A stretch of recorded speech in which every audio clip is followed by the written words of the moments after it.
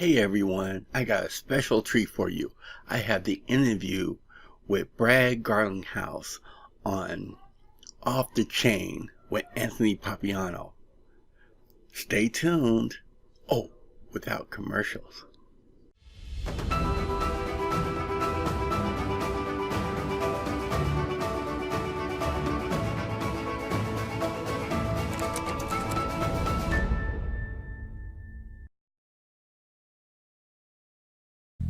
What's up, everyone? This is Anthony Pompliano. Most of you know me as Pomp.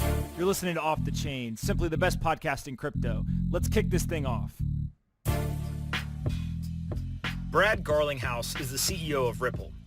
In this conversation, we discuss what Ripple does, how XRP is related, the current progress to date, and then Brad answers a number of hard questions that were crowdsourced from Twitter. This conversation has been highly anticipated, so I want to make a few things clear up front. Brad participated in this podcast episode without he or his team reviewing my questions beforehand.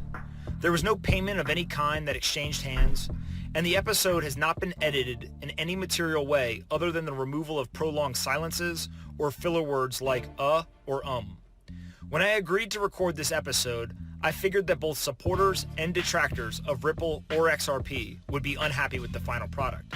That is okay with me. I spent quite a bit of time preparing for this interview, including talking to people from both sides, along with crowdsourcing a lot of questions that people wanted answered. I hope you listen to this episode with an open mind and walk away thinking the conversation was fair and balanced.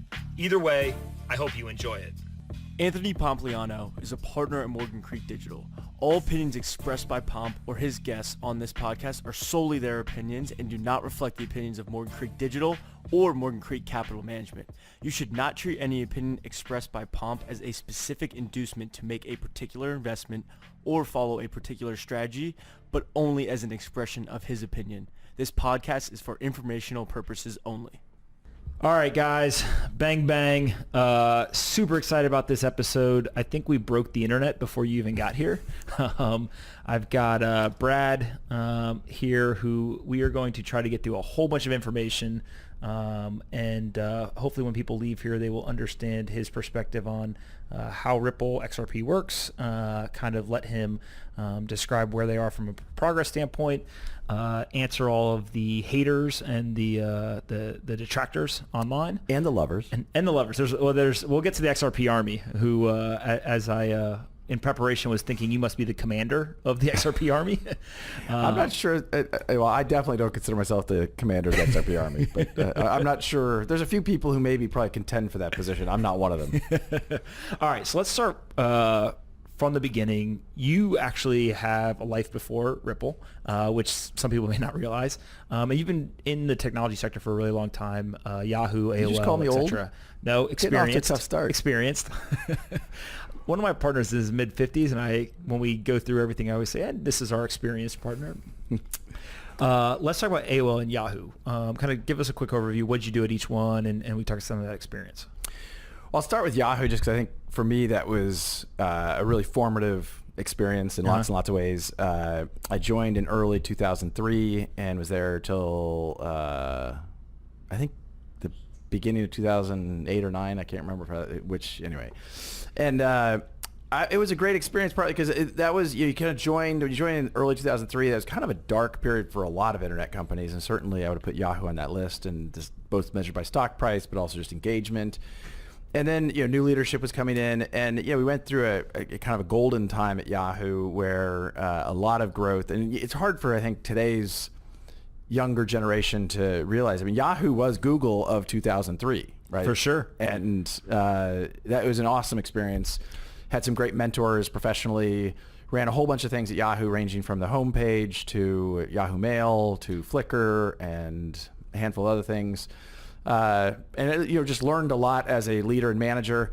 One of the highlight / interesting experiences there was I ended up becoming a little bit infamous for something called the Peanut Butter Manifesto. What is that? The Peanut Butter Manifesto was a document I wrote. It was an internal document that I wrote. It did leak out after about 10 weeks, but the articulation was basically like Yahoo had a problem of spreading itself too thin. And I think this is true not just at Yahoo, but many companies, anybody. And I think Yahoo is struggling to like, hey, are we going to be a search company? We're going to be an email company. We're going to be a content company in news and sports and fantasy. And there's some interesting manifestations of this, but the internal characterization we talked about, internal characterization as we talked about the budgeting process, and a senior person referred to that as, well, we spread it around like peanut butter. And to me, it was this like cringeworthy moment where I'm like, that is exactly the problem. If you want to be great at something, let's decide to be great at that and then over-invest in that, and potentially at the expense of other things that maybe we have to divest or exit or whatever. But as the internet grew holistically, you had specialization and expertise. And if we were going to compete with Google in search, which I know people probably hear that and think, how is that even possible?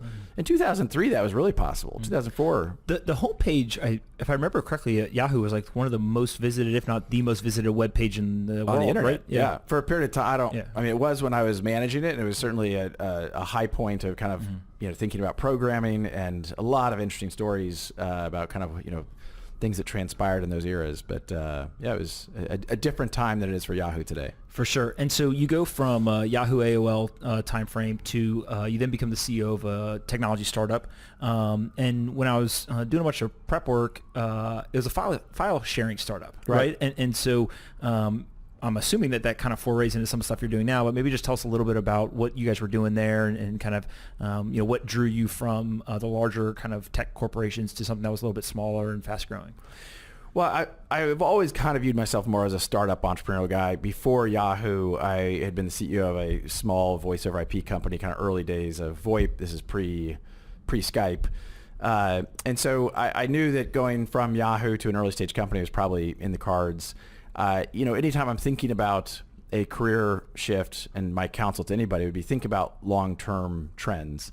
And I think one of the things that was pretty maybe overly obvious in 2011 when I was joining the company at the time. It's called It. We rebranded to Hightail, but cloud-based file management, again, now it's like, okay, everybody's using that all the time. That was actually kind of new in 2011. And It had a pretty extensive user base, and the idea was, and it was a bit of a turnaround because It had kind of reached its kind of high point, if you will. And so how can we offer additional services, expand that? And I think, things went reasonably okay there. We continue to grow it. The challenge is when you've got, the Microsofts of the world and Googles of the world entering the space with kind of either a loss leader or for free, and certainly having Dropbox and Box as competitors, it was a really tough slog.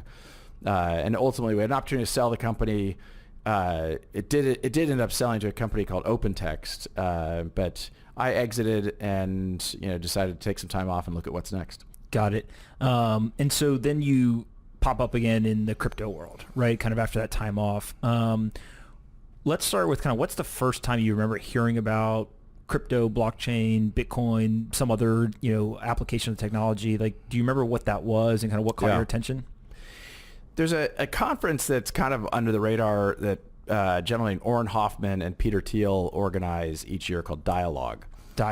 And I've attended Dialogue a bunch of times, but in 2012 I attended Dialogue with a number of friends, and there was a session on Bitcoin. And on the flight home, sitting with some of these guys who often are referred to, some of these guys are patient zero for many of Silicon Valley's Bitcoin energy. And by the time we landed, I was like, okay, I'll buy some Bitcoin. What year is this? 2012. 2012. Okay, so real early, and kind of that nucleus of people who now most people know are excited about it. Yeah, and I mean, this is with Wences Casares, Mickey Malka, a good friend of mine, Dave Goldberg. He passed away, but I've remained friends with those guys. The thing that I probably was unconvinced of in that era was, what's the long-term opportunity of Bitcoin in a world where it's fighting against governments and fighting against banks and fighting against the institution, the man? Now, obviously, that's part of the genesis of Bitcoin, but I was always kind of, I often wonder, okay, if you took a slightly different strategy with these things, would you reach broader adoption? Would you impact more people more quickly? And when I had not heard of Ripple, I got a recruiting call, and we kind of got one thing led to another. So basically, your kind of first foray was Bitcoin and more of what I'll call like the crypto ethos, if you will, and then inbound recruiting call ended up kicking off the process for Ripple. Yeah, it's kind of amazing. Yeah, it's kind of a colorful story, and so you'll maybe find it interesting. I had left Hightail. I had time on my hands, and so I decided I would be an Uber driver. I thought that would be fun. So I drove an Uber for about a month, and one day a recruiter who I happened to know, not super well, but knew him, I remember partly because he kept trying to call me, and I kept hitting ignore because I had a passenger in the car. Anyway, I finally spoke to him, and he says, have you heard of Ripple? And I lied, and I said yes, but tell me what it does again.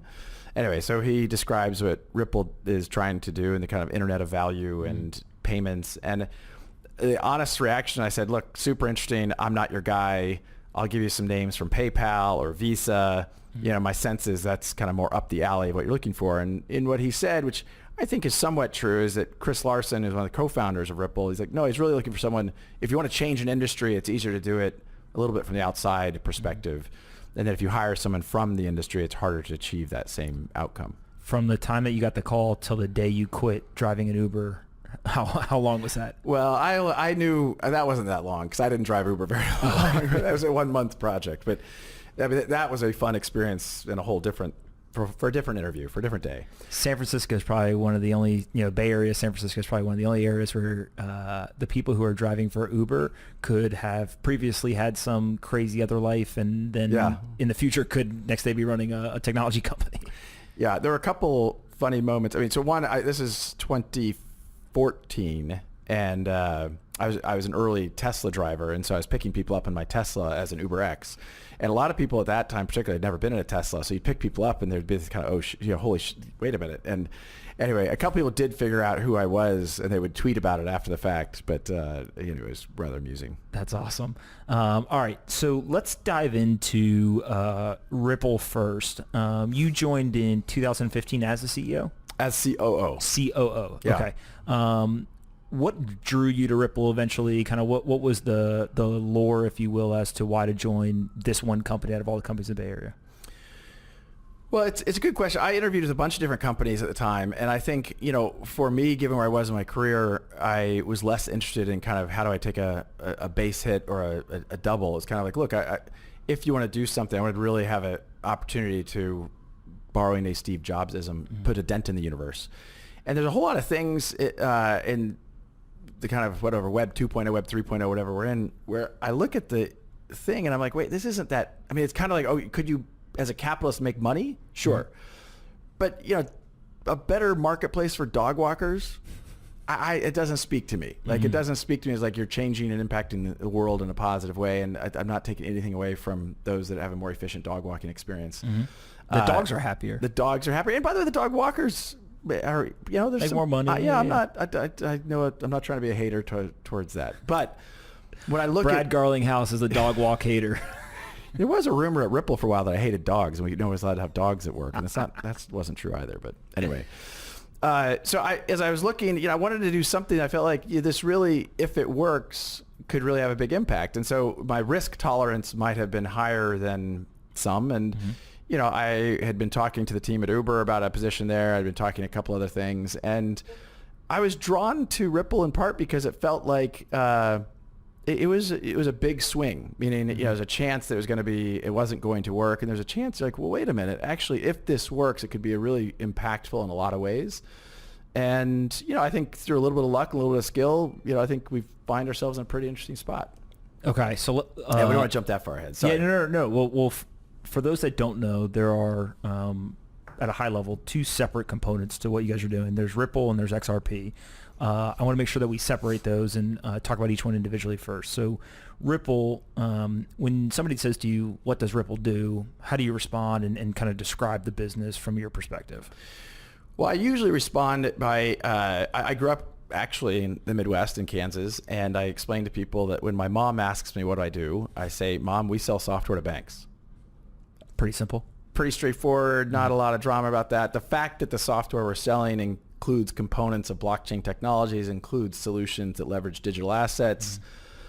She doesn't, at the end of the day, I'm not even sure customers care. And I think one of my critiques of the crypto ecosystem, and before the show we were talking about this conference in Montreal last weekend, which we can talk more about, but I think there's this echo chamber of people getting so excited about the technology, we lose sight of what problem are we trying to solve for what customer, and how are we going to do that, and how do you go to market with it. And I think one of the things missing in the crypto ecosystem is really a customer fixation.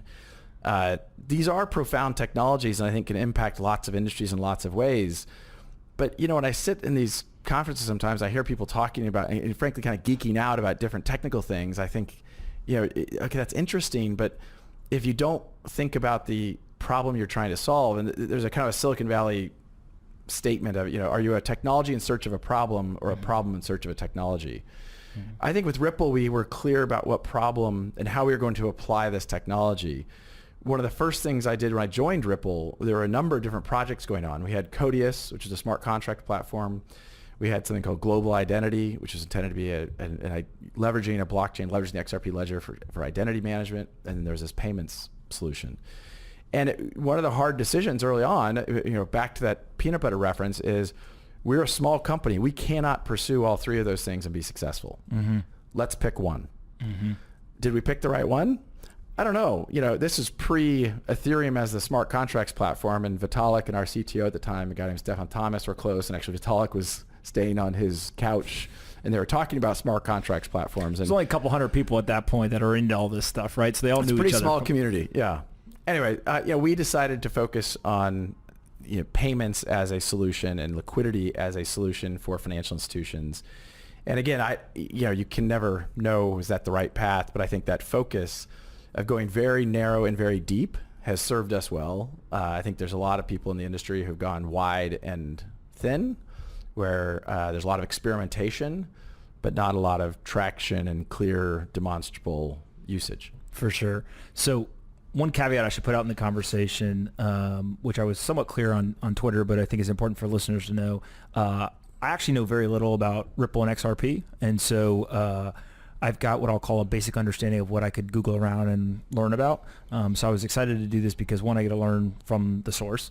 And then two is to try to get a counterbalance view of the world. I reached out to a bunch of people, tweeted a bunch of times saying, hey, send me all the questions, So I think I've got a much more holistic view.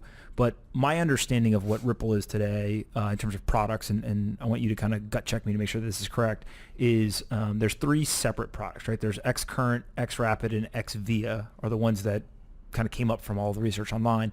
One, is that an accurate portrayal of kind of the different products? And then two, can you take us through each product and what they do exactly? Sure. So that is a reasonably fair characterization. Okay. Sure, I don't get it perfect. Yeah. Well, part enough. Of that is, anytime you're in a nascent industry, it changes quickly. Even Xrapid as a product name, we're kind of evolving to something we call just on-demand liquidity, because that's much more descriptive about what it does, but that's not that critical for today. So those are the three products. I'll talk briefly about them. Xcurrent is really the idea that banks today use existing pools of liquidity, so pre-funded accounts. If I have the Bank of Pomp and the Bank of Brad, you can be Mexican pesos, I'll be US dollars. I would pre-fund Mexican pesos at your bank, and you would pre-fund dollars at my bank, and then we would use SWIFT to debit and credit that. With our first product, Xcurrent, you can do that much more efficiently, much more quickly than how the current system works. And not surprisingly, banks like that. That's good. And so we have had adoption of Xcurrent. But to be clear, and I think one of the things that there was misunderstanding about years ago, is that doesn't touch crypto. That is, we describe it as kind of a temporary blockchain between two endpoints. That's a private transaction. It's not going to be published. Banks and financial institutions have sensitivity about their transactions being broadcast everywhere. But that's the first product. The second product, Xrapid, which we now really call on-demand liquidity, is this idea that I don't have to pre-fund to the Bank of Pomp. I don't want to put Mexican pesos out there. I don't really trust the Bank of Pomp. And increasingly, I don't want to have there's trillions of dollars pre-funded in accounts around the world. If I, as a bank, don't have to pre-fund that liquidity out into the world, I can use it for other purposes. Now, there's a whole bunch of things that go with that. One is, if I'm funding, the Mexican peso is reasonably stable, but if I was, let's say, the Argentinian peso, there's a lot of currencies out there that you don't want to hold. And if you hold them, you're going to try to hedge them. On top of that, you have things like quarterly compliance requirements about how's the Bank of Pomp doing. I've got, it's frankly one of the things that changed after the financial crisis is something called, forget the name of it at the top of my mind. They changed the regulatory framework. Basel III Basel III changed the regulatory requirement about how banks' tier 1 capital ratio is calculated. It used to be that The Bank of Brad could trust the Bank of Pomp, and the Bank of Pomp and your regulators could trust the Bank of Brad. After the financial crisis, we realized we don't trust other banks. So my deposits that I have at the Bank of Pomp no longer count towards my capital ratio. So when we talk about tier 1 capital, that no longer counts. Well, guess what? That means the Bank of Pomp and the Bank of Brad, I don't want to have those accounts out there because it means I need more liquidity elsewhere. And it's because if I can bring those back in rather than keep them at your bank, then they count towards my capital. That's correct. Or I can dividend that money. I can do whatever I want with that money. It's my money. Okay. And I don't need to hold it on my end in order to still use for transactions. Like I don't just, rather than hold it at your institution, I just now hold it at mine for the transaction. Well, this is what on-demand liquidity solves. So with on-demand liquidity, or Xrp, it allows you to do is say, Bank of Pomp holds $1. I'm going to sell the dollar. I'm going to buy a unit of XRP. I'm going to move that unit of XRP from a US dollar denominated exchange to a Mexican peso denominated exchange. I'm going to sell the XRP. I'm going to buy a Mexican peso. You can have that whole transaction completed in seconds. What today would mean pre-funding and debiting, crediting, and you're wiring in. If you're a financial institution, you might be sending liquidity in every 10 days or something. Now I can payment by payment, or even if it's treasury, I can not pre-fund $10 million a week. I can send, $100,000 every 4 hours. And I don't have to pre-fund. So that allows me to bring working capital back to me. There's payment providers out there. Some of these are public companies. So, this isn't proprietary information. But MoneyGram has negative working capital to the tune of hundreds of millions of dollars of negative working capital. Why? Because of these pre-funded accounts.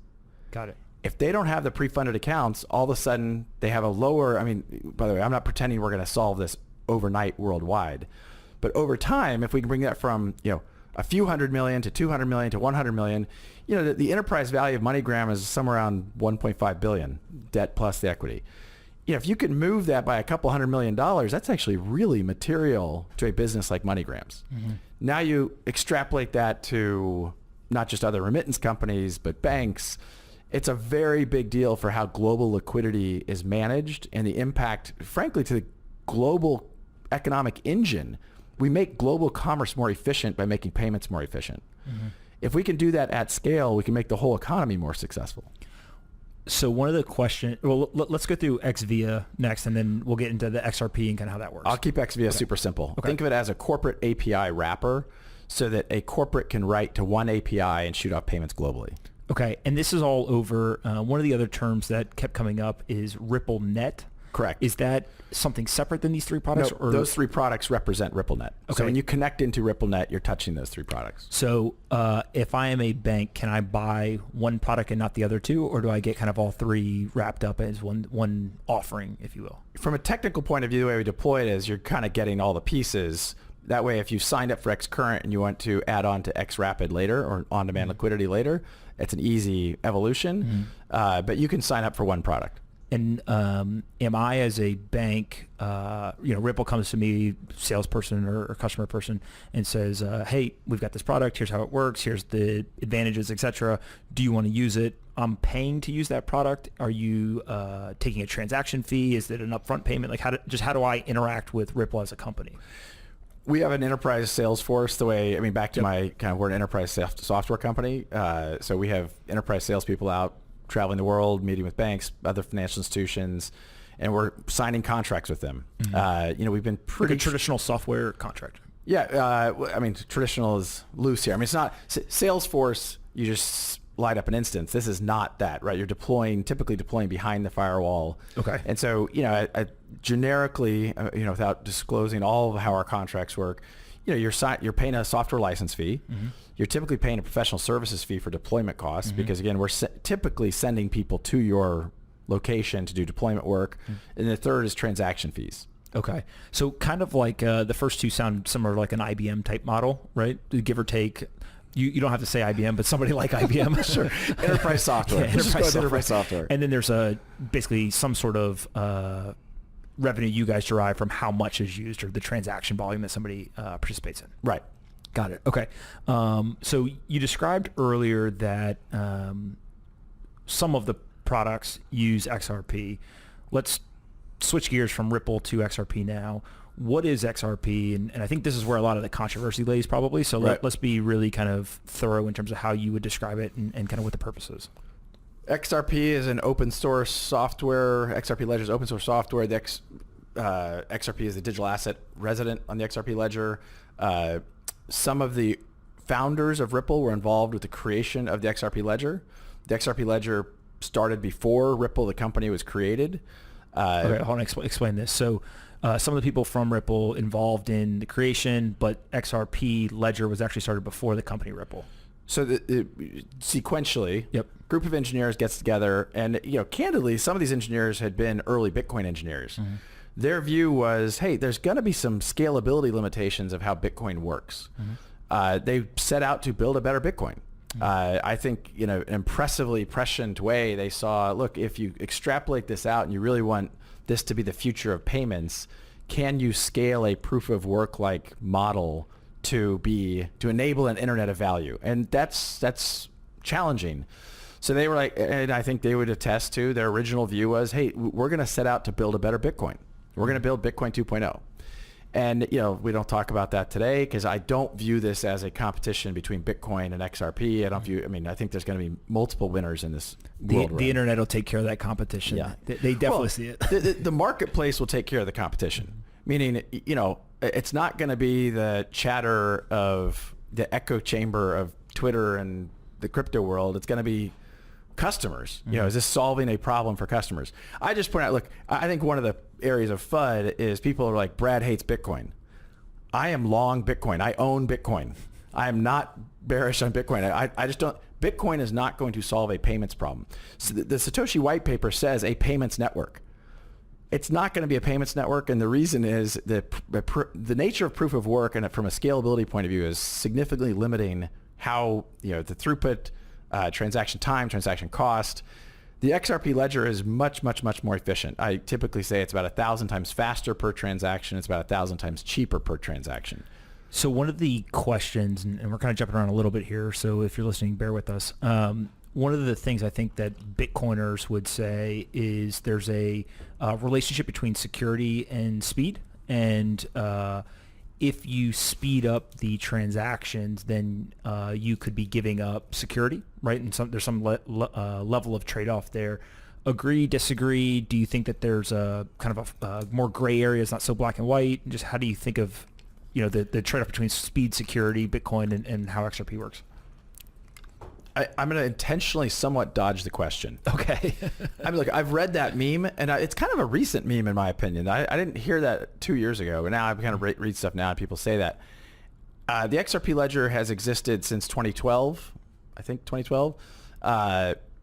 We've never had a transaction unwound. We've never had a hack against the ledger. So do I think we have compromised? Do I think the creators of the XRP Ledger compromised security to the benefit of efficiency and speed?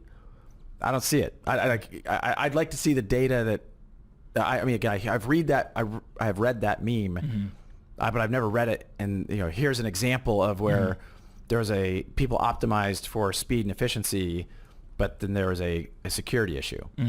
Yeah, and I think it's a fair point for you to say, hey, look, this has never been hacked, and generalize.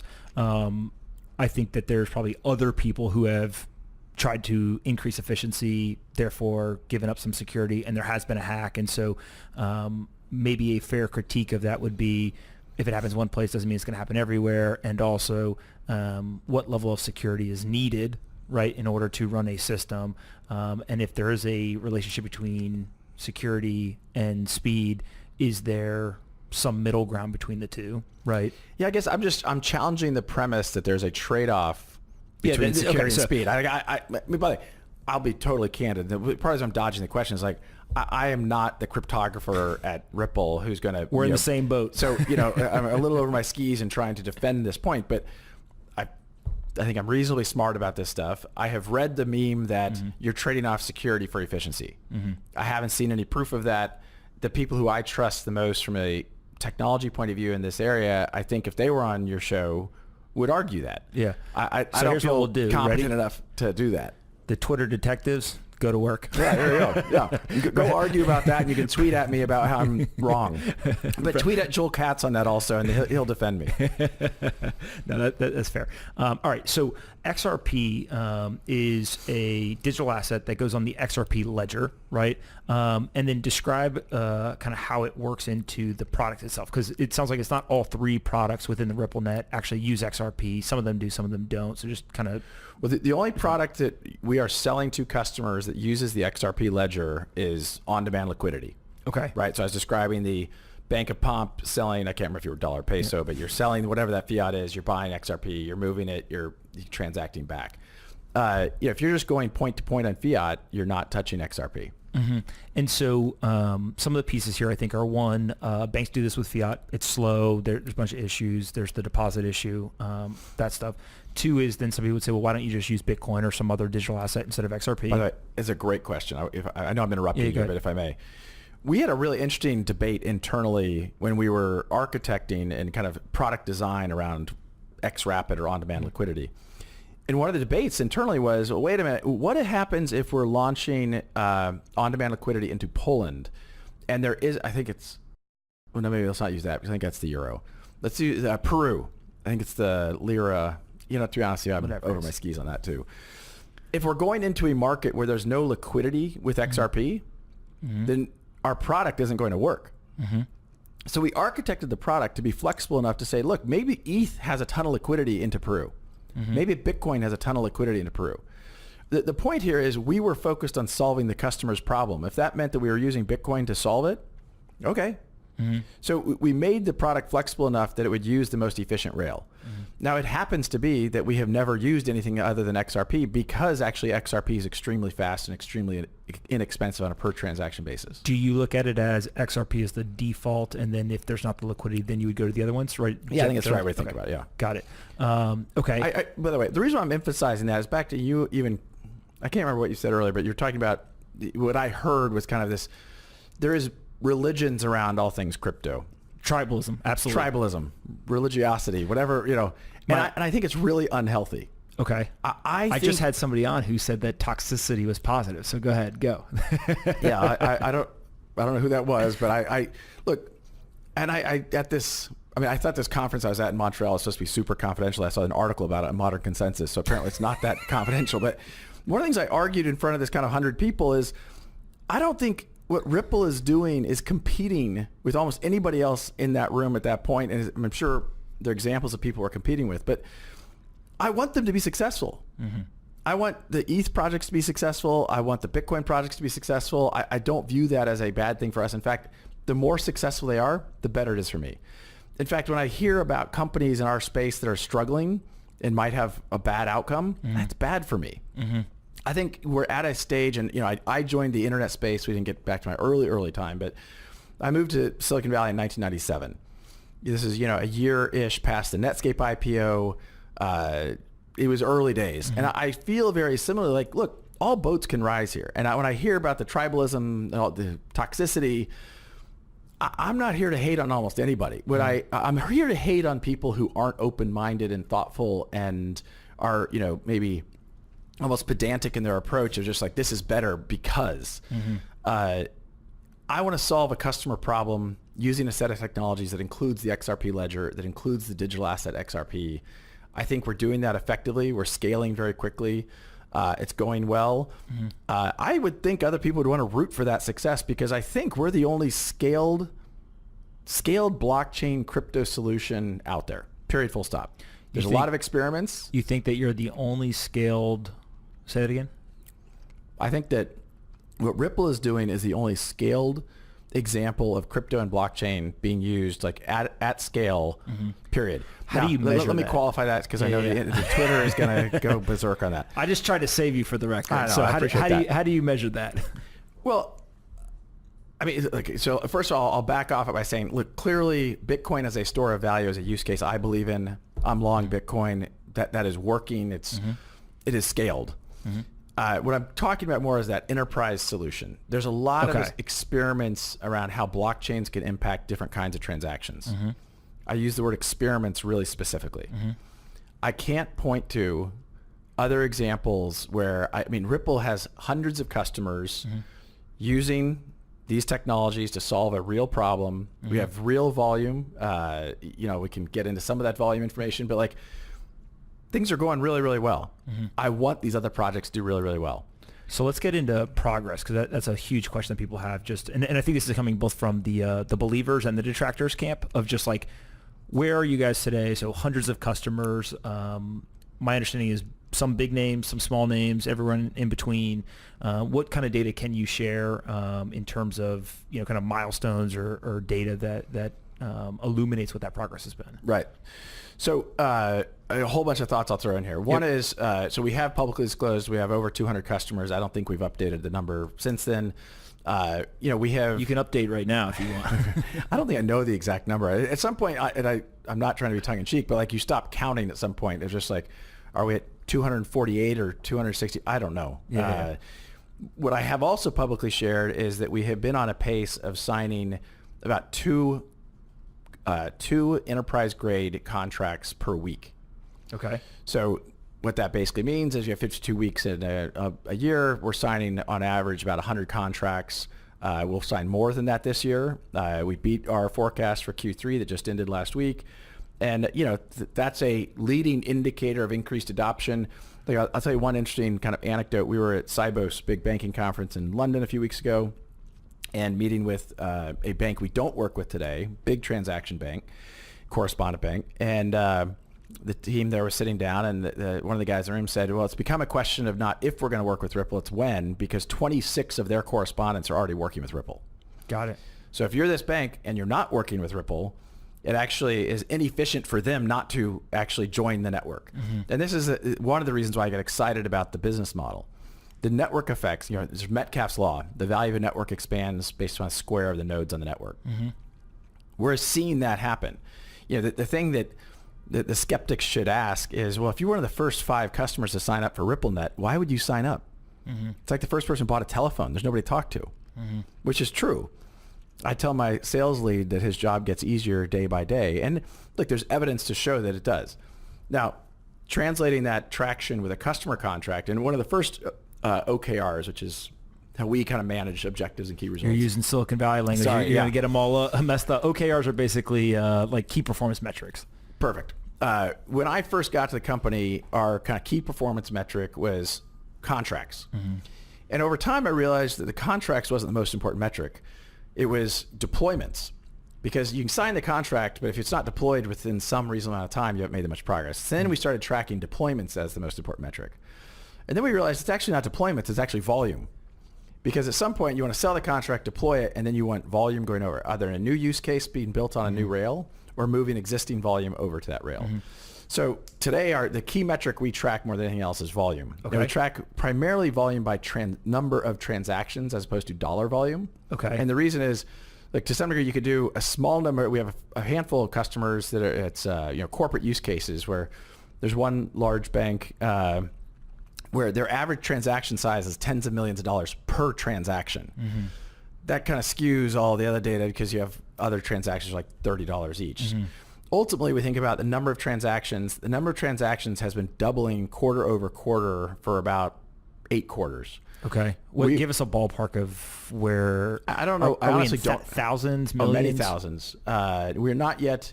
there's a chance we'll hit millions this year. Millions per quarter or millions per year? There's a chance we'll hit millions this year. So millions in one single 12-month period. Yeah. Yes. Okay. Okay. All right. Look, I know. I mean, there's a couple of things on why we're kind of protective about what we disclose. One is these are banks. These are financial institutions. Like, I don't have permission to share. They get rather sensitive when I start sharing specifics about their transaction bank. It's confidential information to them. I will. I'll let you off the hook to a degree with one question that I saw from Twitter, and I forget who asked it, so I apologize. But you get credit. This is my credit to the Twitter user. Is they said, what percentage of the customers, right? So they basically were saying, look, I believe that you sign up all these customers, right? It's very obvious that if you have a better software product to give to them and it can help them run their business, they're going to pay for it. It's just classic business. But what percentage of the customers have more than 1% of all their volume going through a RippleNet type engagement or product versus That's 99% going elsewhere? Brother, I think that's a good and interesting question. Yeah, I thought it was. It presumes that I know their total volume. That's fair. Which I would imagine typically we don't know. Okay. Now, I mean, there are some customers where, I mean, let's use MoneyGram as an example that's very public, that they're working with us and what have you. Right now, we're only live in 2 corridors. Okay. Mexican peso and Philippine peso. Okay. So I'm purely just conjecture here, and they're a public company, so somebody could probably figure this out. But even if we had 100% of their volume live in the Mexican peso and Philippine peso, what percentage of the total would that be? I don't know. I mean, my guess is those 2 I mean, Mexico is probably a very, very big percentage of their business, but big meaning maybe 20 at most, maybe 10. I don't know. What do you think? Let's just take that as an example. What do you think your volume in Mexican peso is in terms of compared to them using RippleNet versus not? 50-50? It's less than that now and ramping. And the reason why that's the case is we are slowly increasing. One of the key things we talked about earlier is you need liquidity between XRP and MXN. Mm-hmm. So one of the challenges, I think, for the whole crypto world is I've been fond of saying that the long-term value of any digital asset will be derived from the utility it delivers. Mm-hmm. The utility for most crypto today is purely speculation. Now, we could argue that that's a step forward from illicit use cases of Silk Road. And so we've gone from illicit use cases to speculation. I think the next chapter will be all about real utility. Mm-hmm. But if today 99.9% is speculation, I have said, look, we want to get all crypto from 99.9 to 99 to 98 to 97, what have you. There have been days over the last handful of weeks where 80% of the volume to XRP and MXN was associated with our on-demand liquidity product. Mm-hmm. So we went from 99.9 to 20 being speculation. Now, that actually creates a different problem. The problem that creates is if there's not enough liquidity, can we push more value through that pipe unless there's more liquidity? Mm-hmm. And so we work with market makers, and to some degrees, liquidity begets liquidity. If there's a market there, market makers, whether in all shapes and sizes, will participate and hoping to kind of generate their own value from participating there. For sure. And so last question around kind of just progress. As you're signing, let's say 2 contracts per week on average, right? You're kind of doubling the transactions quarter over quarter. Things appear, based on that data, kind of being up and to the right. Where are you finding a bank that is kind of the average customer? What is the value to them, right? In terms of, you've got these 3 products. Are they coming in and saying, hey, I'm actually using all 3 of these as part of RippleNet and I kind of get the full experience? Do you find that they're just using one of the 3 more than the others? Like, what is the, I guess, kind of the value proposition that the average customer is finding today? I would say 90% of the customers' first touch point is for Xcurrent. Okay. Because it's solving a problem that it's easy to kind of explain the value proposition. You already have 2 pools of liquidity. You're using some sort of solution to settle between those for messaging. This is a better way to do that, and that's the entry point. Once we are at the entry point, then we can say to the Bank of Pomp, hey, you have a correspondent in the Philippines. The cost to maintain that correspondent is whatever.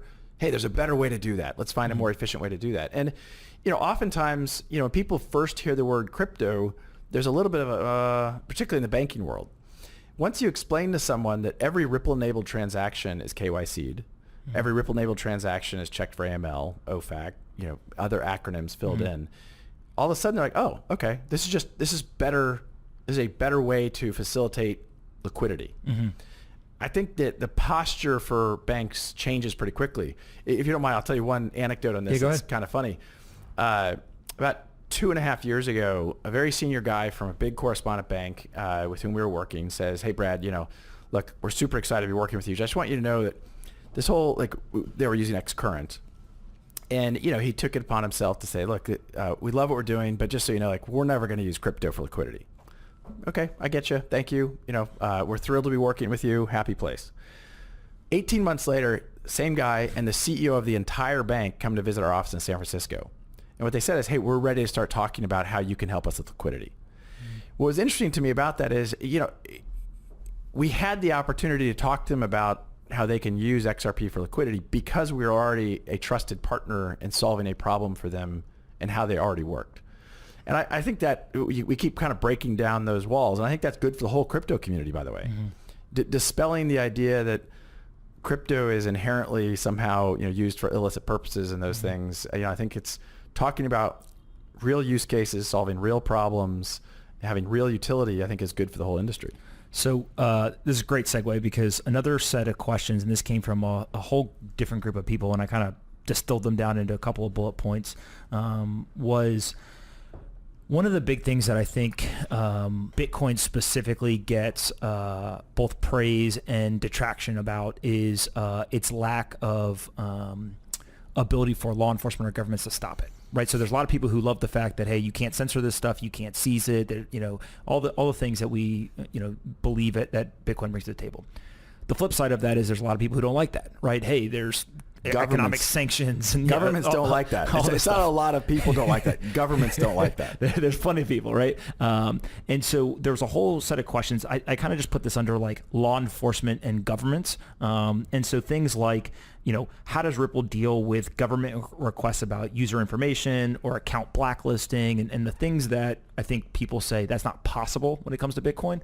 How do you guys handle that? Have you guys had those requests? Maybe just kind of elaborate on some of those issues. How does Ripple deal with government requests about user information or account blacklisting and the things that I think people say that's not possible when it comes to Bitcoin? How do you guys handle that? Have you guys had those requests? Maybe just kind of elaborate on some of those issues. Well, I'll start with a rather simplistic answer. We don't.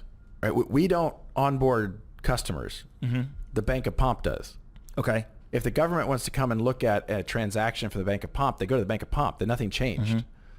So, I mean, I'm being a little bit overly simplistic, but the way that the Bank of Pomp is regulated today, whether they're using Ripple's technologies underneath or not, doesn't change. Okay. So when they want to come and this is for Ripple. Yep. If they want to come and validate I can't remember the exact example you were using. So let's say that I want to. I'll give you two examples. Let's say that I'm a person of interest to the government and I send a transaction to somebody. It goes through RippleNet. Xrp. Well, it goes through a bank. It goes through a regulated financial institution. And my transaction goes to another regulated financial institution. Yep. And the government says, I want to learn more about that. They go to the bank. And I'm assuming that they send you guys requests as well, or no? I mean, we don't necessarily have the identity. Back to the privacy of we sign a customer. We don't necessarily have that information. Matter of fact, not just we don't necessarily. I'm trying to think of an example where we would have that information. If the Bank of Pomp's transacted with the Bank of Brad, I don't get the identity because I didn't do an onboarding.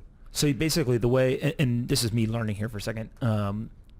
There's two ways that these systems work, right? Is there could be I don't want to call it shielded because I think that has a negative connotation, but basically this idea that Bank of Pomp sends money to Bank of Brad, the processor of that transaction can see personally identifiable information. It can see all the details, the transaction, who it is, all that kind of stuff. And then there's a way for it to basically happen without any sort of information being shared from the bank to the payment processor. Which bucket are you guys in? The latter. The latter. Okay. I mean, but both endpoints, the Bank of Pomp, and maybe I shouldn't say the Bank of Brad because I am Ripple, but both endpoints see the information and they have access to the information. And we actually, one of the things that we do through RippleNet is make the passing of that information much more robust than how Swift works today. So the banks like that. And frankly, governments like that. This idea that, independent of my own political views, this idea that crypto is going to kind of take down governments might be, for certain segments, appealing. I think about this a little more pragmatically. How do we apply these technologies to bring greater efficiency to commerce, to greater efficiency for the immigrant who lives in San Jose, California, and wants to send money home to Guatemala, and 30% of their transaction is coming out in fees? Like, that's shitty. That doesn't need to be that way. You're basically saying, like many companies in crypto for sure, hey, there's rules, there's regulations. We are going to play within the rules and regulations. Fair, well, right? But the only thing you said there that I didn't necessarily agree with is like many in crypto. Well, I think one of the challenges is a lot of people in crypto, I think, are doing a disservice by championing things that we know that governments aren't going to be on board with. Yeah. Well, I think And part of it too is, right, it's always a balance between somebody's got to break the rules to change the rules, but at the same time, if you break the wrong rules or you do the wrong things, then there's punishments, right? And so it's kind of, I've got you ready for this? I got a saying that one of my partners says all the time. He goes, pioneers end up in ditches. Yeah. Right? Well, look, I also think there's a difference between, I can, on a personal level, I can look at what Uber was doing and kind of disrupting the taxi union and think, okay, like, I get it. When you start talking about the disruption of, let's say, the intentional circumvention of KYC requirements, I know there are examples with governments that maybe aren't to be trusted, and you could argue maybe the U.S. government isn't to be trusted. We live in a world of governments. That's not going to change anytime soon. We do a kind of an annual customer conference called Swell, and a couple of years ago, actually exactly 2 years ago, we did it in Toronto, and Ben Bernanke was our keynote. And I thought, first of all, I thought it was great. Back to it's good for the crypto community that Ben Bernanke is doing a keynote for a crypto conference. In effect, I mean, obviously Ripple's a little different. You also had Snoop Dogg once, right? That was for he wasn't speaking at a conference, but he was. That's another story. We can talk about that next.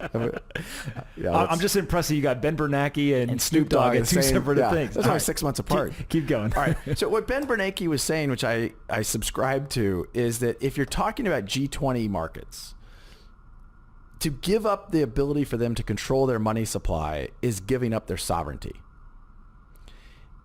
They're going to bring out the tanks before they give up their sovereignty. His point was basically that, if what you are doing is threatening the sovereignty of a nation, that is a very high kind of attack on a nation, and they're going to fight that aggressively. And so when I see people doing things in the crypto world that I feel like, and I use G20 specifically, because look, there are many countries who have already lost control of their money supply. We could choose Zimbabwe as an example that is amusing to learn about.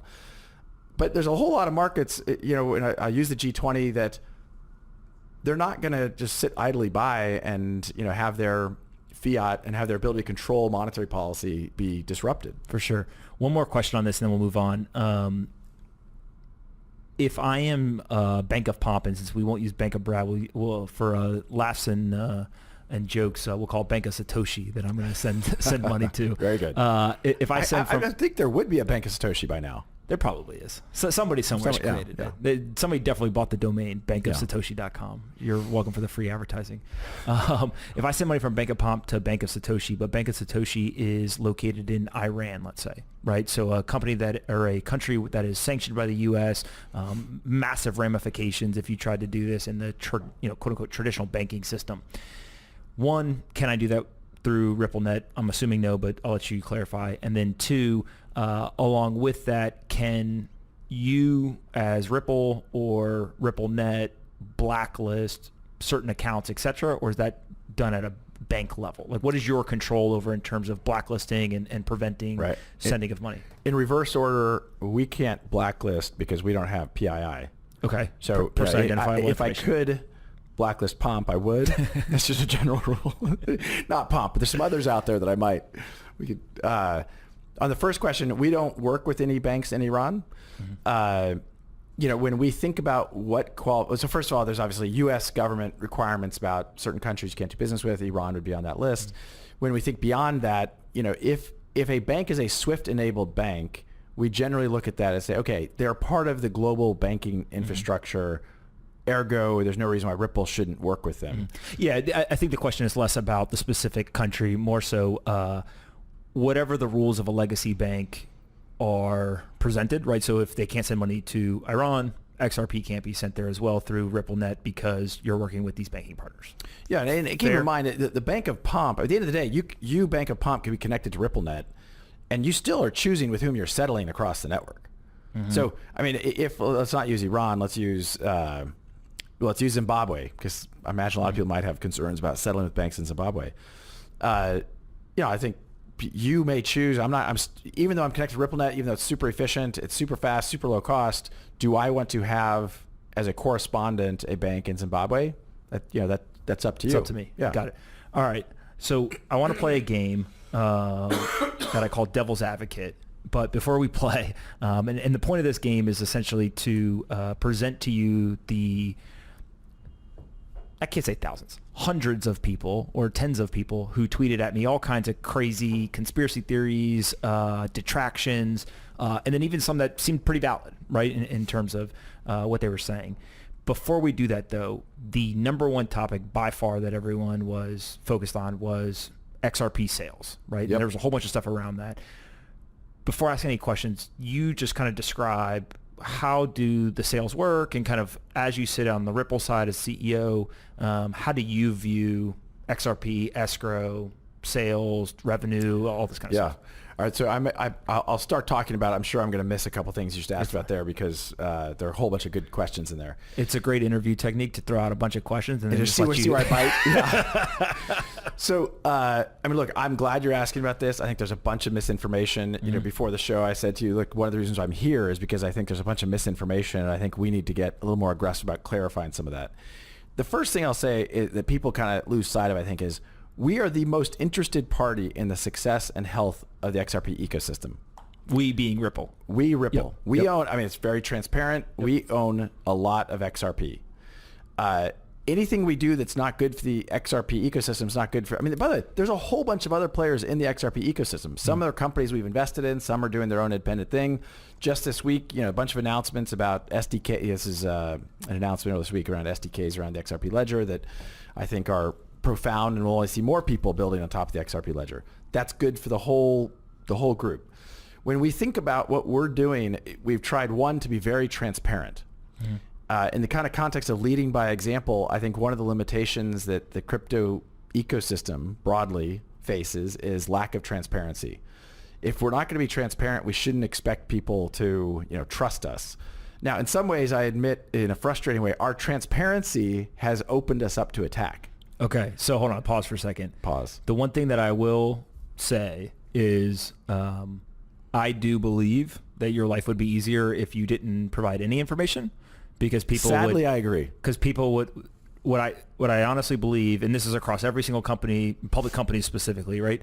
Public companies would have less scrutiny in many cases if they were private, right? Same thing kind of applies here. Is the more information you put out, whether you're right or wrong, whether you're fully transparent or semi-transparent, people then now have data points, right? And they can use that to all that stuff. Right. There's an example of this I'll point to. Okay. Joe Lubin and I were on a panel in Davos earlier this year. Okay.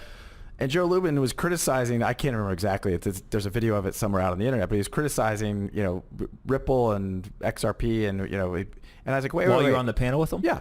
And by the way, I actually that's pretty ballsy. He was being direct. You know, I think it kind of backfired on him. You can go watch the video. You can make your own judgment. But I'm like, okay, wait a minute. Before you're going to criticize what Ripple's doing, how much ETH does Joe Lubin own? How much ETH does Consensus own? How much are you selling? Mm-hmm. What are you using that for? And, you know, look, I think the best way to lead is by example. And so Ripple has tried to lead by example. Okay. Talk about the mechanism of escrow, sales, kind of how the whole process works. Right. So just structurally, don't worry about numbers for right now. Yeah, I'm going to try to remember the exact time frame. About 2 years ago, one of the big, you know, kind of overhangs, if you will, concerns about the XRP market had been Ripple owns a lot of it. What happens if Ripple decides to sell a lot of it? I always use the argument, well, that wouldn't be in Ripple's best interest, so why would we do that? And the concern there is basically if you dump it all in the market all at once, it would depress the price. That's one of the concerns. I think there's some others, but yes. And I, of course, would always, you know, I always thought it was a little bit of just a silly argument because that would not be in our best interest, so why would we ever do that? We took that off the table as a concern by saying, look, I'll tell you what, we are going to lock up in, so the XRP ledger has a capability called an escrow. Okay. It can be cryptographically signed, sealed, if you will. And we created 55 contracts, 55 escrows that effectively become unlocked once a month for 55 months. There was 1 billion XRP in each escrow.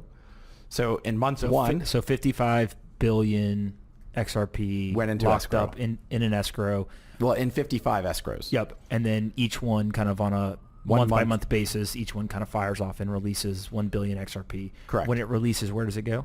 We can do whatever we want with it. Okay, we being Ripple. We Ripple. Okay. I mean, these escrow, you know, Ripple owns the XRP. Yep. We on our own accord. And you guys own the escrow. So, because one of the things that I don't think I understood well, and people were asking questions, so I apologize to anyone who thinks I get this wrong, is they were like, it's not real escrow because Ripple still owns it. What you're basically saying is it's cryptographically signed. We can't unlock it. Yeah. So it's I guess somebody could make the argument you quote unquote own it, but there's cryptographic signage on it, and you can't violate it. Correct. Right. That's correct. Okay. So you get the billion XRP once a month for 55 months. We use some of it for deals. Well, back to you asked, we sell some programmatically. Mm-hmm. I want to digress on that. You asked about it earlier. I didn't touch on it. We sell XRP two different ways. Okay. One is OTC, over the counter. Okay. Institutions come to us. They want exposure to XRP. Rather than going into the market, sometimes they'll come to us and we'll facilitate a transaction. Okay, let's go real slow here because this is where all the questions were. What are the types of institutions that come for OTC? Are these like crypto hedge funds, or are these more like bank customer types? More the former than the latter. So this is more. This is more crypto speculators. Okay, are coming to you and saying, "Hey, we'd like to buy over the counter." Correct. Got it. So now, two things about the over-the-counter piece. One is, so over the history of the time I've been in the company, I don't know, order of magnitude, we'd have 20 to 30 unique players come to us to buy XRP. Oh, that's really not that many. I thought it was going to be way higher than that. No. Okay. Yeah. We basically have stopped all OTC, in large part because our attitude is, look, there's enough liquidity out in the market. You can go into the market and get it. Market being you can go on an exchange or you can go to other OTC providers. There's a lot of very successful OTC desks, and we refer people to those OTC desks. Or you could go in and buy it on an exchange. It depends on the size. But we, back to our transparency, we put out what's called the Xrp Market Report. Okay. Once a quarter, at the end of each quarter, we will publish exactly, hey, this is how much XRP came out. This is how much XRP went in. This is how much we sold. We sold some programmatically. We sold OTC. Last quarter was a high watermark in terms of the dollar value of XRP sold. Okay. And one of the things that we actually agree with is we tried to have a constructive way to engage the market by saying we're going to sell OTC and we're going to sell programmatically at 10 basis points of daily market activity. Okay, so and that's combined OTC and programmatic, or 10 basis points each? 10 basis points. Well, the OTC tends to be a little bit, lumpy. Lumpy, Okay. yes. Thank you. That's helpful. The 10 basis points is much easier. The challenge of the 10 basis points became that we were using coin market cap as the measurement stick. Oops. What do you use now? We Crypto Compare Top Tier, CCTT. Okay. And we think that's a much more trusted. They have an interesting construct around, I'm going to get this slightly wrong, but kind of tier A, tier B, or tier 1. You think it's tier higher 2. quality? It's a higher quality. I think it's a more trustworthy measure of actual volume in XRP liquidity. Okay. So let me ask one question real quick. And this is more personal curiosity. 10 basis points of daily market volume, or of market volume, is that daily, monthly? Daily. Okay. So basically daily. Every day, would it be fair to say you guys are 10 basis points of the volume, give or take, depending on dilution, et cetera? Yeah. I think that's right. I'm not sure I understood. So 99.9%. Let's just say that there's $100 million worth of daily volume before you guys do anything, right? That means that we would be $100,000. Yeah, you'd be 10 basis points. Okay, correct. Got it. Every day, programmatically. 99.9% of all XRP trading, we have nothing to do with. Got it. Okay. We have, based upon what we saw with coin market cap, we've continued to kind of constrain what we're doing, in part because I think people very appropriately are pointing out, like, hey, coin market cap isn't the right measure. Yeah. Is coin market cap going back to the transparency? And like, yep. I would challenge them to challenge themselves. Like, it's bad for the whole market that's not a more trusted source. Yeah. So programmatically, let's say the last couple of quarters, how much do you think you've sold? And again, one caveat to this whole conversation, right? I think a lot of people want me to like hold your feet to the fire and say like, oh, you said $100 million, but it was 102. Yeah. Here's the good news. Just ballpark. There's a public number out there that we have published for every quarter for the last 8 to 10 quarters. Give us the ballpark in terms of the programmatic. I think Q1. Well, no, I don't know if I can parse programmatic from OTC top of mind. I think Q1 both combined was about 170 million USD. Okay. And Q2 is about 250 million USD. Okay. Q3 is going to be dramatically lower. Okay. We will put that Xrp Markets Report out in a week or two. Okay. So 2 weeks. A couple more questions here. And again, I caveat all this with this is where all the questions are. one, what are you doing with the money? So basically, there's, let's call it Q1, there's 3 billion XRP, right, that get unlocked over a 3-month period. Yeah. You so take that, in the markets report, by the way, we would have said, and I don't know top of mind, but 3 billion came unlocked, and this is how much went back into the 56th, 57th, 58th contract or escrows. Got it. So you'll contribute use some of it back to another escrow. Not just some of it, most of it. I mean, I would, order of magnitude, 80% of it goes back in. Okay. You then sell 170 million Q1, 250 round numbers for Q2. I think one of the, we're getting into the devil's advocate game now. One of them is, what do you guys need all the money for? Well, one, we're investing in both the company. We're investing in the MoneyGram is an interesting deal. We, as I think is very widely known, we committed $50 million to invest in MoneyGram. I think that has been a very successful partnership and investment for them and for us. They're super happy about it. We're happy about it. And again, I think the more we're doing to demonstrate scaled use cases of solving real problems, I think that's good for everybody. Mm-hmm. And how much of the unlock, one of the other questions was around how much of the unlock goes to the company versus what they called company affiliates, and that was founders, foundations, kind of all this other stuff. Well, what we're talking about right now is only what the company owns. Okay. So only Ripple, the billion gets released, right. And then you use some of it for selling revenue, right, that you can then go invest and do all that stuff with, and then some of it just gets contributed back into future locked escrows. Correct. Okay. One of the other big ones was misleading market cap, right? And so the big question here was, and I'm literally going to read to you almost verbatim. I'm good. Just to make sure I don't screw it up. The last thing I want is to ask you tough questions and then get yelled at by the internet. Here's the good news. I actually want you to ask tough questions because I honestly think that like most of the tough questions, I think there's like I'm not an irrational human being. All right, so hold on. I do have to say this on the record so everyone can hear it. We've never met before. No, we haven't. We've never talked before. Somebody asked me the other day what I thought about this. And I said, I never met the guy before. We got some mutual friends. They speak highly of you. And I said, but I'll tell you what, the guy's got balls to come in here, has no clue what I'm about to ask him. So I'll give him that. Actually, I'm glad you say that because I think some people are like, oh, well, he has to have pre-approved questions. I think what I said to you before we started is like, look, anything's fair game. Yeah.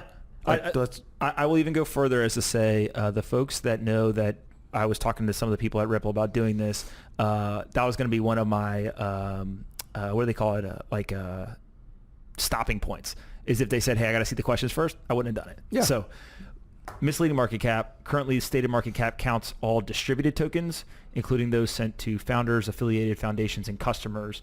Most of those, though, are held with restricted selling agreements, so they're not actually liquid, which can lead to an overstated market cap. If the market cap did not include those, then the implied inflation rate would be much higher. Therefore, it would be a better signal for the downward selling pressure on XRP. Super complicated question. Yeah. I'm going to caveat it with parse it a little one bit. quick sentence. Basically, if you look at the data, the way that some of this is calculated can be, in the detractor's eyes, misleading. Therefore, people can't run correct models to understand the inflation rate. Look, I get the question actually at a high level. My response is largely, how do you calculate? So we all look at the quote inflation rate of Bitcoin. Mm-hmm. What about the whales who bought Bitcoin in year one and they're selling some now? Yep. Do we count that in the inflation rate? Mm-hmm. We don't. But isn't that the exact same thing as a founder of Ripple or a founder of the XRP ledger who's selling some XRP? I'm not disputing the kind of, I think, and I don't know who asked the question, but I'm not disputing that, okay, if we looked holistically about the introduction of supply of XRP, Ripple is one component of it. Mm-hmm.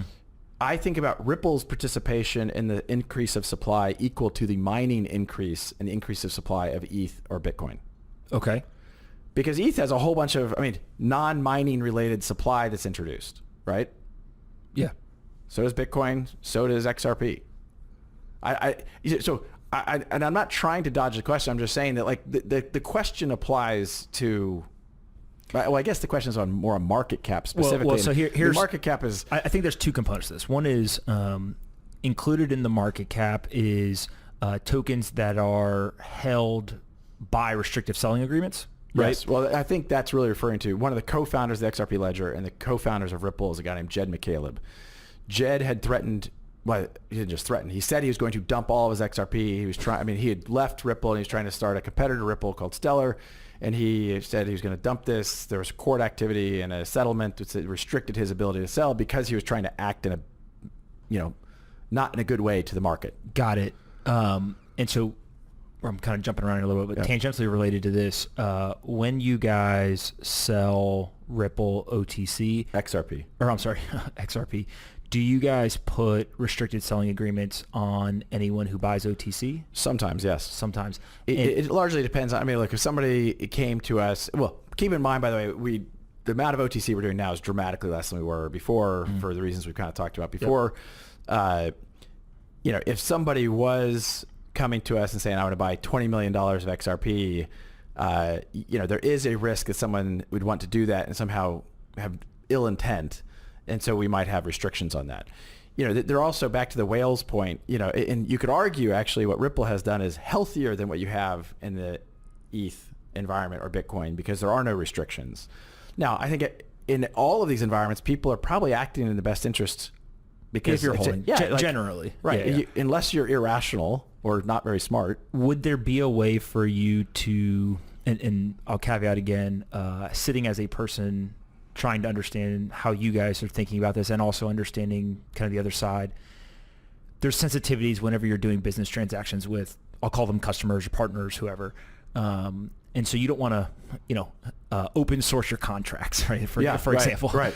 But is there a way to be more transparent is kind of a negative connotation, but just more transparent around what those selling restrictions are, either on a customer basis or on a more kind of generalized basis? I mean, here's kind of my reaction to this. Okay, so we're already 10 or 100 times more transparent than anybody in the crypto community, and we get attacked for doing that. And I think you just asked me to be more transparent. I think I'm going to pass. Yeah. I mean, I'm not trying to. Yeah, it's just kind of like we are doing what we think are smart strategic things to leverage our balance sheet in a way that we think is rational and thoughtful about catalyzing this whole area. Am I going to share our the Coca formula of like here's how we're doing things? I mean, is it that secret and special? Yeah, we can debate that, but like.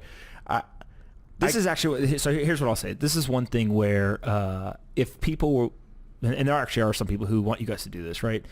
Said, basically open source the contracts, right? Like show us exactly what every single contract looks like with every single customer. I actually think that's like pretty far overkill, right? Just given that you're trying to run a business, et cetera. So I'll definitely kind of call that out. If I may, I think one of the challenges for how capitalism has evolved, period, is we're very short-term centric. I have been very public in saying, look, I'm taking a very long view of the company we're trying to create. And, if I piss some people off in the short term, I'm okay with that. I think, I didn't talk about this earlier, but I was in business school when Jeff Bezos, is 1996. Jeff Bezos hadn't really launched Amazon. He came to my class in 1996, talked about Amazon, and it was Amazon Books. Really? And he talked about, and since then I've been enamored. A bunch of my classmates ended up working at Amazon, and I've been kind of enamored watching the company. And I think what they have done has been very, very impressive in lots of ways. But one of the things I have looked at, I think about Ripple is to cross-border payments as Amazon is to books. Okay, you got to explain that. Amazon launched one vertical, books. Had they not succeeded in books, they never would have been able to do DVDs or music or now everything else. Right, AWS, right? That's the infrastructure level. When I think about what Ripple's doing, there's a lot of different applications of blockchain technologies. There's a lot of different ways we could use the XRP ledger. We started with a vertical around cross-border payments, partly because it's a massive market, partly because it's a very clear pain point. You have customers who don't like the incumbents. They're happy to engage. But what I've said to the company is, look, we have to be successful in books, aka cross-border payments, or we don't get permission to go to the second vertical. But ultimately, I see what Ripple's doing with blockchain technologies as we're going to enter other verticals for sure. What will they be? Oh my gosh! I mean, I should open source that too. But just throw one out there that would be another type that you would enter. I mean, look, we have. You're a master at dodging. I appreciate it. No, I can't. Or that's one. Look, we're looking at lots of different things. Other types of financial services. I'll give you another interesting example real quickly. Do you know who the largest investor was in Pets.com when it went bankrupt? I do not. Amazon. Really? The only reason I point that out is, look, we have made a bunch of investments in other projects going on out there. I think right now Ripple is the largest investor in crypto, period. We've invested about $500 million in other crypto projects. Okay. We're going to make a bunch of investments in a lot of different things. Some of them unrelated to the XRP world, some very related, some related to Ripple, some unrelated, some related to payments, some unrelated. Some of those may be things that we end up buying. Some of those maybe end up things that we... Investing with. Yeah, great. Got it. My point to some degree is in the nascent stage of a market and watching Amazon lose money on Pets.com, that was totally okay, right? You know, they were learning as they went, and we're going to do the same thing. There will certainly be other verticals that we go after at Ripple, and I'm not even sure how I got on this topic. That's good. That's the point of why I'm here to interview you, is just to lead you with breadcrumbs. Well, you asked me a question, and somehow I got onto Amazon. No. I'm not sure. All right. So as part of this, one of the things that also comes up in the sales, I think it's the last question on sales, is how do you think about when you sell OTC, right? So there's the restrictive selling agreements. Then there's some sort of discounting at times, sometimes not. Talk just about... Generally not. Generally not. When there is it, hey, if you lock this up, there's a discount? Or kind of how do you think about it from a framework standpoint first? I mean, look, so first of all, generally there is not. Okay. To the extent there is, it's, hey, we're doing a bigger, broader deal in some construct, and we're thinking a lot of different, you know, how do you create value on both sides in a lot of different pieces? And this is likely, would it be fair to say the discounted OTC sales are not with the crypto speculators, they're more with customers and partners? Correct. Okay. And what would for sure correct. A bigger deal would be, and this is me just completely speculating, making this up, but I think generally if I'm sitting in your seat, it's something like, hey, you're going to be a customer of our software product. We're going to also give you some XRP for liquidity purposes or whatever.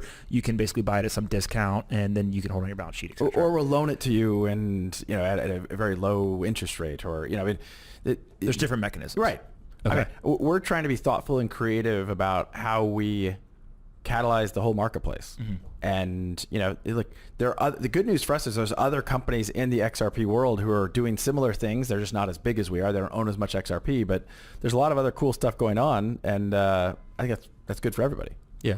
And by the way, I don't think that doing that is wrong, right? I mean, look, there's people who I sell things and I discount them, right? So like I understand. What do you think the average discount is? Oh, I don't know. I mean, like 50%? Oh, no, I would say like 5. I mean, look, I don't know. Smaller numbers. Yeah, right. I mean, look, I think about XRP as a currency. I mean, would you sell $1 for 50 cents? That was going to be one of my questions. That was going to be one of my questions is, do you think it's a currency? Do you look at it more of like a utility token? How do you think about it? I mean, you know, part of the question I was like, I don't know what exactly is a utility token. What is it? I mean, there's some parsing. Now you're starting to sound like me. I don't even know. Look, what I do know, maybe for better or for worse, in 2015 we had a FinCEN settlement with the government. Okay. The U.S. government called XRP a currency. Okay. I think of it as a currency for purposes of deals like what you're describing. I think of it as a currency. And so if I were thinking about a deal construct, and back to the whole reason we're talking about this is that the discount point, I wouldn't give dollars away for $50, right? Would I give someone a advantageous deal denominated in dollars for some reason? Sure. That makes sense. Okay, so let's go to XRP Army in terms of all of the engagement on Twitter. Yep. You're not the XRP Army commander. What has your reaction been to this? What is kind of your perspective on kind of how enthusiastic people are online? Look, I love the fact that there's a group of people who believe in what we're doing, are advocating, and if anything, I actually think the XRP Army is a reaction to the aggressiveness of the FUD. Interesting. Elaborate on this. Well, I think people they're sometimes more than other times. People are putting out information that is factually incorrect, either about Ripple or about the XRP ledger or about the people around the ecosystem or about other companies in the ecosystem. And, you know, that community has been catalyzed to correct that. And in that context, I think that's awesome. Are they a more vibrant group than others? I don't know. I mean, look, I get attacked by plenty who are outside of that army, and those are pretty active people too. I think the whole space is super engaged, right? And then And in some ways, that's a beautiful, healthy thing. Yeah. But look, can we all start with the same basis of facts? And I think some people just stop listening in a way that I find to be, frustrating. And I'm still learning. We should all still learn. There's things that I don't fully understand about what's going on in the Bitcoin world. There's things I learned in this conference in Montreal I found super interesting. But there's a lot of misunderstandings about what Ripple is, about what the XRP ledger is, how it works. And, as I said, I'm here today to try to correct the record on some of those things. For sure. I only got a couple more questions that we got to wrap up. Sounds but good. In terms of payment to employees, one of the things I find fascinating is there's plenty of companies that are built around Bitcoin. Employees accept Bitcoin as their salary. Binance, BNB. Right. Are there folks at Ripple/XRP that are working on this and getting paid in XRP? Well, the only thing you said Ripple/XRP. There's employees at Ripple who choose to get paid in XRP. Yes. Okay, got it. I don't think anybody gets paid 100% in XRP, but it's a kind of an opt-in, and we may limit the percentage they can take in XRP. I'm not sure. Got it. All right. So last topic I want to cover, I call this like the elephant in the room, and it's more from my standpoint. One of the things that we did not do as investors is we did not participate in the whole ICO stuff, right? And for us, it was more around, I'll call it regulatory uncertainty, right? And for us, it was we had so many opportunities on the equity side where we could go invest that it was just like, we don't really have an advantage there, so we'll leave it for other people. What's your perspective on tokens, regulation? There's been a bunch of settlements recently that have been announced kind of at the end of the fiscal year for the SEC, et cetera, with EOS and Block 1 and all that. Kind of just broad-based first, just like how do you view this whole environment, given that you've actually been working on this for, 4 or 5 years now? You've kind of seen some evolutions there. Yeah. What's your perspective? I think if you go back and look at my Twitter feed, you will find that I was one of the first people to come out and say, I think this whole ICO thing's going to end badly. Really? I think if you go back and look, I was very early in saying danger. If you said that, kudos to you. I was on a panel, and I remember this well. It was an MIT panel, and I tell you, there was like 800 people showed up for this thing in San Francisco. It was a massive audience, and it was right at the height of the ICO market. And I remember there was a lawyer sitting next to me who was kind of advocating, I do an ICO. And all I said was, if you're going to do an ICO, just remember to hold back a lot of that money to pay him as a lawyer to defend you when the SEC comes after you. Now, one of the other things I'll just point out is an interesting irony about this whole thing is we at Ripple, and even I think the XRP community kind of leaned out during that craze, and ETH community leaned in to really enable the ICO craze. Mm-hmm. Isn't it ironic that by doing that, ETH was then deemed not to be a security given its distribution, and the SEC hasn't said anything about XRP? Okay, we decided that, hey, look, we think that actually clearly, Ripple didn't do an ICO. The XRP ledger predated Ripple. Mm-hmm. Was there a quote-unquote ICO for XRP on the XRP ledger? No. The early days of the XRP ledger were giveaways. Ripple, the company, raised money through venture capital and did a seed financing, a Series A financing, a Series B financing. Got it. What have you. And so I got to ask, XRP, there's plenty of people who think it's security, plenty of people who don't. I think there's plenty of people who don't. Okay. I mean, look, there's I don't know exactly the name of it, this ranking system that came out this week. I saw the crypto rating. Yeah. Did you read my notes before this? So one of my questions was literally going to be, if you look at those rankings compared to others, you guys actually score pretty well, right? And then I think that the big question, and I'm very sensitive to the fact that I don't want you to say anything that you're uncomfortable saying, but at the same time, how do you think about, if you're sitting in the regulator seat, deciding what's a security, what's not? This stuff's new.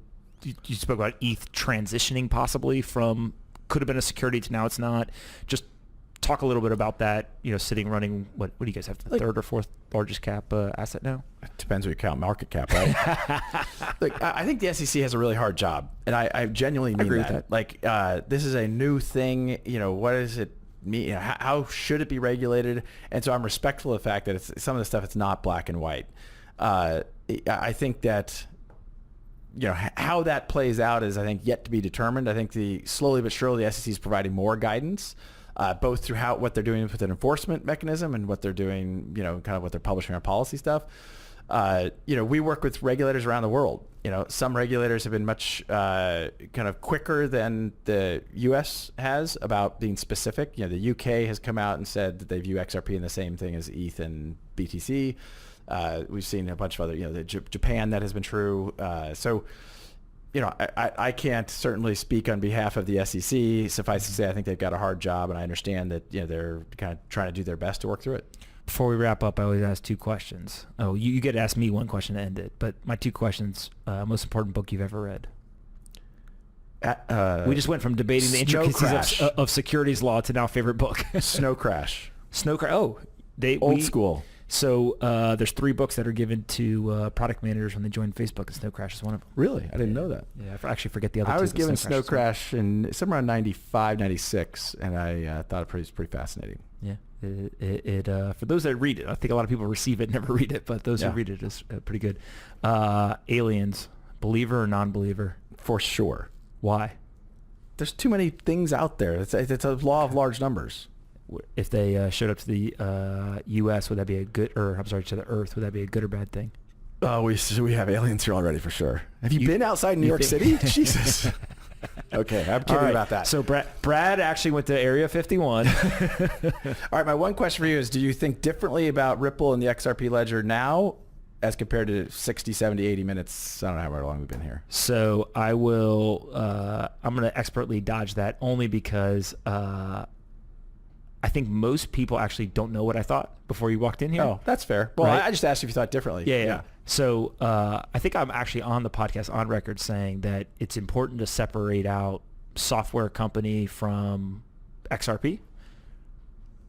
I actually think that having software that makes banks run better, there's big businesses to be built there, right? We've actually invested in a bunch of businesses that are either trying to disrupt software products that are currently in banks or are helping banks be more efficient.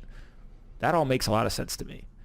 XRP, my only big thing that I just can't get over, right? And I understand the I understand the argument as to why is if you can use XRP, right, across the rails, why not use Bitcoin? Now, I think your argument would be volatility, the fact that you can't stop it, all the things. It's a lot faster and a lot cheaper to use XRP. So what I end up coming to is there are 2, there's probably many versions of the future, but 2 of those versions are what I will call a corporate company creating a software product that is then sold in an enterprise model into banks, which you guys are doing. And there is likely to be something other than Bitcoin that's used. So whether that's XRP or somebody else comes along and creates something, or it's Libra, or whatever it gets created. Wait, the white paper? You notice I didn't even go there until the end. I messed up. We're not going there. All right. And then the other world is a world of Bitcoin, which, there will be people who build this stuff, but it's much more kind of empowering people. It's fighting back against things like inflation, the banking system, yada, yada, yada. I really do think that what ends up being the most valuable is which path the world goes down, right? That's fair. Like, I don't think that it is if we go down the path where we need something that is fully decentralized, non-sensible, non-seizable, etc. Like, I don't think that Ripple and XRP end up being the winner, right, in that world. Vice versa. If we go down a world where we need a corporate software company that sells into banks, etc., like, I actually don't think that Bitcoin can win in that world. There's an expression that I use sometimes at work, much to the frustration of Ripple employees. It's the tyranny, the tyranny of the or versus the power of the and. Explain. Why is it one or the other of those? Oh, there's kind of, and I know we're wrapping up, but I think one of the mistakes that people make in this kind of broader crypto world is that there's not going to be one winner here. There's going to be a bunch of interesting winners. And by the way, I would even yield the point: is the XRP environment clearly going to be a winner? I think there's some interesting dynamics there that make it more efficient in a whole bunch of ways. But I think at the end of the day, it comes back to, like, are these technologies being used to solve a real problem for real customers in a scaled way? And there's a long way to go in all of them. 1 sentence answer at the end of this. Whenever you go do whatever you go do next, it could be 30 years from now. What is the legacy that you want Ripple, XRP, and Bitcoin to leave on the world? I hope that these technologies put a little dent in the universe in terms of making commerce more efficient. I think that's completely fair. All right, listen, you get a lot of credit for coming and doing this completely blind, so I appreciate it very much. And where can people find you on the internet? At B Garlinghouse, Twitter, at B Garlinghouse. The XRP Army, the lovers, the detractors, have at it. All right, guys, thanks so much. Thanks, Pomp. Hey everyone, I hope you enjoyed the interview. Do me a favor, like and subscribe if you like the content. See you next time.